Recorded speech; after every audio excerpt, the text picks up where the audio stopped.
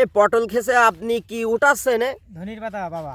ধনির পাতা? হুম। তা আপনি দেখছি যে পটল ক্ষেতের ভিতরে লাগিয়ে থুইছেন এই ধনির পাতাতে কি উদ্দেশ্য? আপনি কি বাসায় খাওয়ার জন্য লাগাইছেন? না, বাসায় খাওয়ার জন্য না, আমার বাজারে ছোটখাটো একটা দোকান আছে, দোকানে ভাজা চপ ভাজার জন্য। ও স্যার, তাই আপনি কি প্রত্যেক দিন এখান থেকে উঠাই নিয়ে যান? হ্যাঁ, প্রত্যেক দিন থেকে এখান থেকে উঠাই নিয়ে যাই। তা আপনি এই পটল খেতে লাগাইছেন, তা কোনো ক্ষতি হবে না এই পটল গাছে? পটল খেতে কোনো ক্ষতি হবে না, গাছের কোনো ক্ষতি হবে না, গাছ কোনো সমস্যা নেই। তাই আপনি কি এই ধনির চপ বেশি অনেক লাভ করছেন?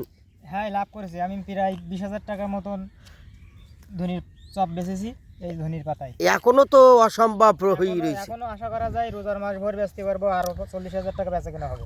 প্রিয় বন্ধুরা, অবশ্যই চাষার মতন উদ্যোক্তা হবেন, আপনারাও অনেক লাভবান হবেন। দেখছেন যে পটল খেতে কিন্তু ধনি গাছের পাতা দিয়ে থুইছে, অবশ্যই এরকম উদ্যোক্তা হবেন।